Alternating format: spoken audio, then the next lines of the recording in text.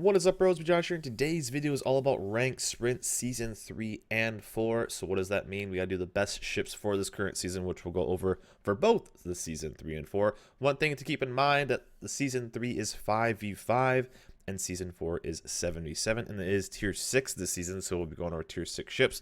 So just keeping that in mind, I will kind of make some notes of ships being stronger in the 5v5 and 7v7. It may not seem like there's going to be much of a difference, but certain classes will be stronger with less ships.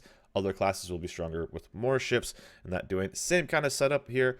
Starting at 10, the last season's rank does not have any indication. Normally in a normal rank season, depending on how you did last season, you get that many stars, but the same kind of breakdown of requiring a service level of 14, starting at rank 10, going all the way to rank 1. And one thing that's kind of nice is you do get some bonus rewards of up to 10,000 coal, which can hopefully help you get maybe that Musashi before it leaves in 8.0. Again, divisions are allowed. This is the only kind of setup in rank that divisions are allowed. So in a 5v5, one division could be really strong. So if you and a friend have a tier 6 that you guys want to play, you could also work on some of the campaigns as well. This is definitely a time to kind of work. Here's all the maps. I'll put a link down below to this so you can kind of dive into a little bit more. But let's get into the ships so this video doesn't end up taking way too long.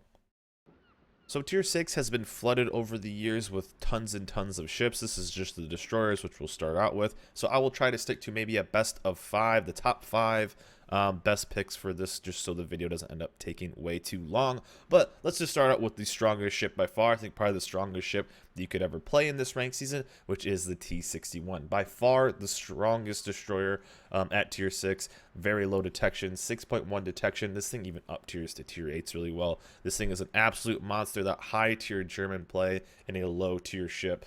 This is going to be probably the easiest ship to get rank 1 in.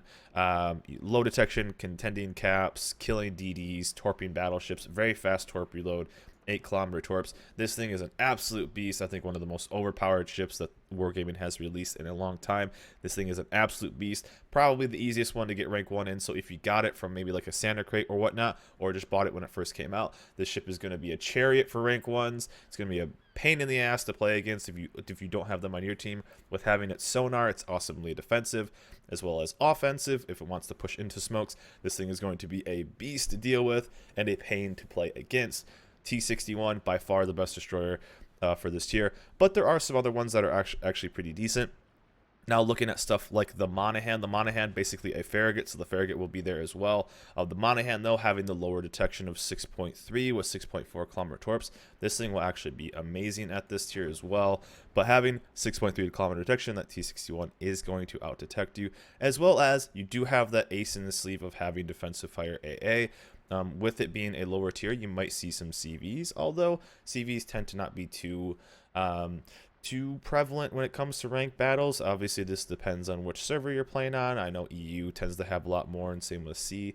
They tend to have a lot more CVs, but it is nice to just have that and not have to give up something to have it. Although you are going to be down one gun compared to the Farragut normally, but you do have a pretty big health pool. So Monahan, I think, will be right up there with one of the best. A pretty fun ship too as well, and you can also start getting extra credit since it is a premium. Farragut as well is going to be extremely strong. Now with the Farragut, I tend to run the B hull to get the extra guns, so your survivability is going to be a bit lower. But the alpha damage on the Farragut, if you have ever played this DD, is absolutely nuts. And you can shred for 2,000, 2,500, 3,000 a salvo on enemy DDs. And at this tier, that's a lot of health to just absolutely take off a destroyer. Farragut is something I used in the past when it was tier 6, and something I will probably use in the future on my alt account, since this thing is such a beast. Having a 6.6 kilometer detection, though, is a bit of a bummer. But it is something that is very usable and very decent because if you can just bully in using radio location and just pushing in, you will absolutely shred if something is spotted. So kind of that give and take. Now there's a lot of other ones, kind of like the Anshan. The Anshan is a sometimes a favorite for a lot of people. The thing I don't like about this ship is its extremely slow turrets, but the Anshan will definitely be a beast. Again, a bit of a bigger ship, and if you can deal with the slow turrets, rocking maybe one of like a boosted expert marksmanship captain. It is very good. A big health pool to play around with, and good guns. Those 130 millimeter guns, just like the Gremmy, are really, really good. And you can absolutely shred some stuff. Not my favorite DD, but you will also have a lot of luck in this, and we'll be able to tear it up. Also, other destroyers like the Shinonome. Shinonome is a fantastic hybrid. It's basically an IGN DD, kind of with the IGN Torps, as well as having good guns. The IGN is kind of that break in between of having good guns and good torps, but having a 6.1 kilometer detection, you are going to kind of be there with ships that have better guns than you. But with this ship, you can defend yourself a lot more. So Shinonome will be there as well. And for some reason, the Hatsu does really well. I haven't played this thing in forever. The Hatsu tends to do really well because the detection is so low. So although it is 5v5 this first season, this is something that will be better in 7v7. When 5v5, you kind of want something that's a bit better balanced, because if you get down a ship, the Hatsu is not going to be able to defend itself. So it's better with more ships. In a 5v5, it may be a bit of a weakness, although all you need is one torpid on a DD and you can outgun them. But with lower ships, you want something that can defend itself in 1v1 a little bit better. 1v1 against the cruiser, you're kind of screwed as a Hatsu almost, unless it takes a torp with a, let's say, like a T61 or a Farragut or something like that. You can defend yourself and probably win a gun for gun battle. Hatsu going to have a bit of a weakness, but one of the lowest, I think the lowest detection at this tier by far, and something that would definitely be good. Again, we're not going to go over all the ships at this tier. Ships like the Icarus might be okay. Gaeta, if you enjoy playing it. There's some other ships here that are fun. I just don't want to dive into everything, so definitely depends on playstyle as well. You can go out there with an Egla, have some fun, but those are going to be the strongest ones at the tier. Not really too surprising. Again, T61 being the king of tier 6 destroyers. By far the best way and the easiest way to get rank 1 this season. So with the cruiser class in this first season of 5v5, this is something I brought up in an early video. Cruisers are going to be a pretty brutal class to play, in my opinion, early in this first season. In 7v7, they'll be stronger. In 5v5, I think it's going to be battleships and destroyers only. Imagine being the one cruiser that battleships, let's say it's 2 battleships, 1 cruiser, 2 DDs. You're going to be good against those destroyers, but my god, 2 battleships focusing on 1 cruiser, good luck. But if you have to choose one, I'm going to have to give an advantage to cruisers that have range, cruisers that have smoke. So Leander is, for some reason, when it comes to rank, it's a decent ship overall. Definitely gets outshined by its tier 7 brother, the Fiji, but Leander does really well when it comes to rank. This is something that a lot of people do extremely well on it. You can be extremely deadly against destroyers. Basically a nightmare. It's kind of like a tier 6 Minotaur. Well, kind of makes sense, right? Tier 6 Minotaur, you can get really close, very low detection, and then pushing in with that sonar, as well as having torps for battleships, as well as having just good alpha damage. The Leander, I think, will be one of the strongest, as well as ships like the Perth. The Perth is another ship, very low detection. Smoke has that rolling smoke, though, so if somebody is kind of good at shooting into that, into the smoke, you can kind of get obliterated. A skill I do highly recommend on any of these smoke ships, especially in a more competitive scenario, is getting that smoke screen expert. Although you will be in that smoke screen, make it as big as possible so it's as hard to hit you as possible. So just a nice little tidbit there. If you can get maybe like a captain that doesn't have any points on it, pick up this. It will help you a bit more in survivability, make it a bit harder to judge exactly where you are with the bigger smoke screens. Other than that, smoke ships are going to be at a premium, stuff with range. So we're going to be looking at ships like the Budyani, one of the longest range, 16.6, and having a spotter plane on top of that. The Nuremberg will be another one that tends to do really well because it has a very long range. You're going to be keeping at range for a long time and then pushing in late game to take care of those destroyers. Burning battleships down. Nuremberg is awesome because it has that long range sonar as well as just having a good fire chance and everything. But don't show up broadside because you get obliterated. Tier 6 is a pretty damn hostile tier for cruisers, so you tend to explode a little bit. So just being a little bit wary there. Probably won't have to deal with too many CVs, so don't need to really worry about many CVs and mini planes, so you can take Hydro and be a bit more aggressive with that. Why the Nuremberg will be so strong. Other ships like the Pensacola and the Alba, again, I think these ships will do better in 7v7. 5v5, I think you're just going to want to be as stealthy as possible, as sneaky as possible, as smoky as possible. Ships like this that tend to be a bit more of a brawler or even like the Dallas, which is a bit more of like a campy cruiser, I think will be better in 7v7, not so much 5v5. But again, if you want to play a cruiser, anything will kind of do well. Again, it depends on playstyle. Even ships like the DeGrosse and the Makarov, which is basically just a Russian Nuremberg, will do all right. You just have to play them very carefully. With the 5v5, I think the games are going to go so fast that you want things that are going to have a big impact on the game. So that's going to be stuff that can get in close, affect the DD game, and then basically win the game late game, with either pushing into DDs or just farming down battleships. So again, I think the 5v5 will be battleship destroyer heavy, and then cruisers will show a bit more of a presence in the 7v7 because there's more targets to not be you, basically. So cruisers a bit more hostile.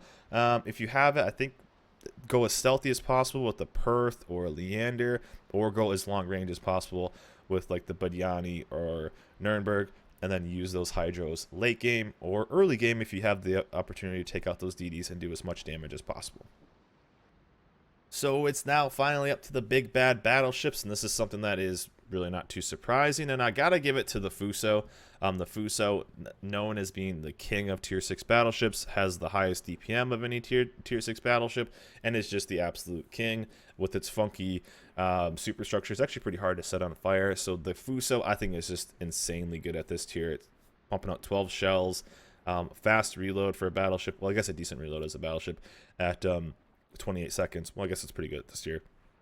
But the Fuso is just a king. It's been the king for a long time, and is really good. I think the top 3 are pretty no-brainers, and I think it's pretty easy to, depending on your playstyle, rotate these in. But I think at top 3, it's really hard to kind of have anything else be in the top 3. That's going to be the Fuso, the Arizona, and the Warspite. These things are so good. The Warspite being really good. The downside about the Warspite, though, is if you do have, let's say, a Fuso, which is what we saw in the last actual ranked season that was tier 6.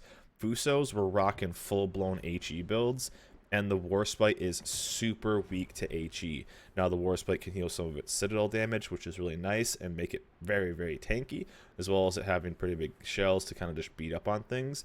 But the downside is the Warspite has a cruiser repair window, which means it's much shorter. So if you pop a repair on a Warspite, wait a few seconds, and then boom, you can light it on fire again, not having that battleship repair window. So Fusos are so good for lighting everything on fire, as well as Arizona's just being insanely good, extremely tanky, good rate of fire, lots of guns going out. Anything you can get 12 shells is not a bad thing. So easily top 3 are going to be Fuso, Arizona, Warspite. This isn't any real big news to anybody. These are kind of like the pillars of tier 6, and it really just kind of depends more on play style. Warspite being that kind of close range tanky secondary battleship, Fuso being that bit more of a long range sniper, then the Arizona being this in the middle, in between, just overall good. Other ships that are going to kind of shine, and it's going to kind of surprise you, well, not so much this, the Bayern also being really good with its pretty big shells, German dispersion, German secondaries, German AA if there are CVs. The Bayern is fantastic, as well as the Queen Elizabeth being really, really good if played correctly.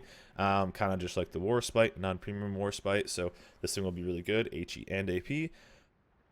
But if you guys saw my review on it, you know how much I dislike this ship.